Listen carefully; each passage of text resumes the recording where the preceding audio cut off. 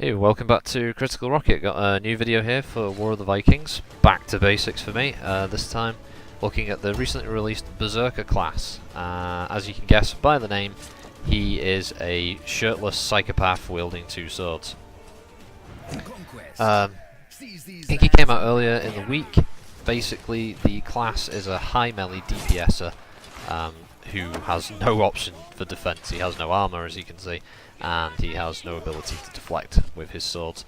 The class basically plays like left mouse swings the left sword, right mouse swings the right sword, and you just hack and slash until either they're dead or you're dead. I have to admit, it's quite fun.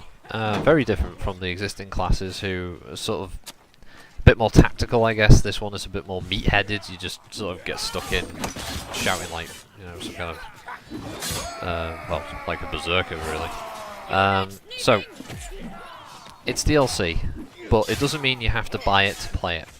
The base game has both the Shield Maiden, which was the first DLC character they made, and this new class that you can play. You can probably see it on the spawn screen, default Berserker. Now that gives you this character. Now if you pay for the DLC, which I think is about £4 on Steam over here in the UK, so I don't know, make your changes there, probably seven or $8 maybe in the US.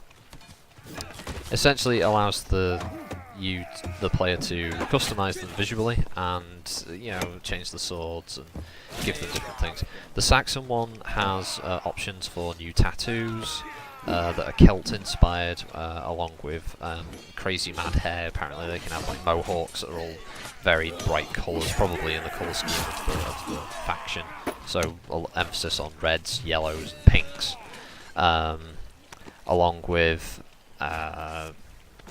sort of extra beard options and such. The Viking version has Viking and sort of Norse style tattoos, and the ability to obviously have more beards and such. I think there's new taunts involved, and I think the Viking version gets a pair of axes instead of swords. So it keeps it a bit interesting. But what does the Berserker bring? Outside of the dual weapon swinging, you get the special move, which you just saw there, which when you press F, and big old swing upwards, and I think you can decapitate enemies with that. I think I saw it in another match. Unfortunately, I didn't get to record that. Their most unique ability is the fact that when your health runs down, you go into a berserk state. You have 10 seconds to knock down another foe, and that brings you back, essentially. So it's sort of like a delayed revive. Now if they hit you again while you're in that state, you instantly drop. You've got no health. So I'm in it there, I bleed out in 8 seconds, I have to kill somebody, and I'm not successful. Earlier on I was, and it effectively allows you to steamroll. If you catch a team unaware, you can just hack your way right through them, and they won't stand a chance. They will just get fucking creamed by a berserker when they're in full, you know, full rage mode, or beast mode, however you want to call it. Obviously he has disadvantages. Not being able to block means that as soon as a player figures out the sort of pattern to their swings, they're going to be pretty easy to beat in a one-on-one situation. They have no ranged weapon. You can't throw any knives or axes. I don't think they can even pick up gear. I don't think they can pick up shields or other swords. I think they're pretty much stuck with what they've got.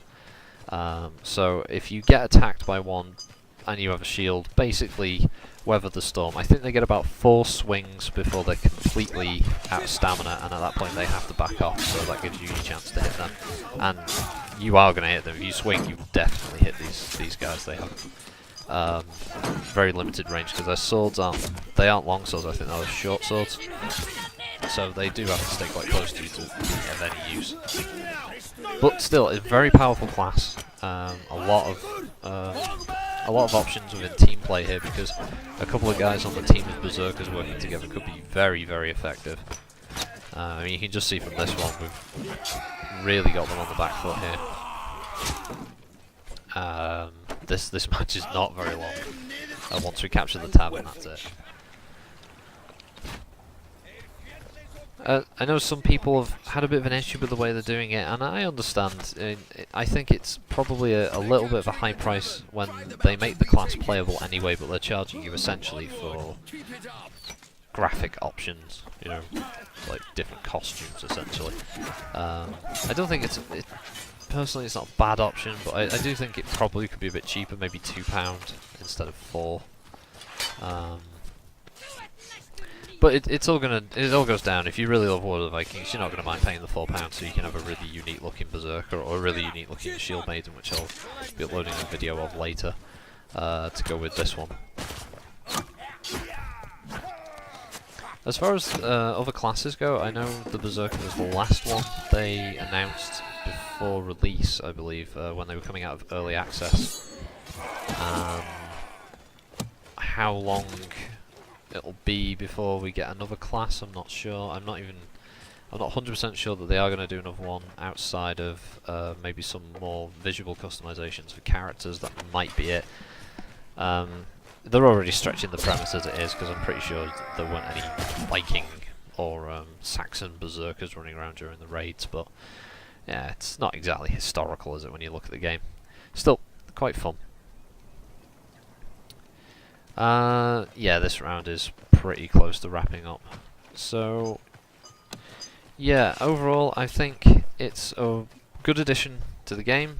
The class is fun to play. It's a totally different playstyle from any of the others, because it's definitely all offense, no defense. Yeah, if you like War of the Vikings, you're gonna like this, and yeah, stick around, and you'll be seeing my Shield Maiden video, which I'll be uploading shortly after. It's a bit longer than this one, that's because the round went on a bit longer. Yeah, thanks again for watching, and see you around. Critical Rocket signing off.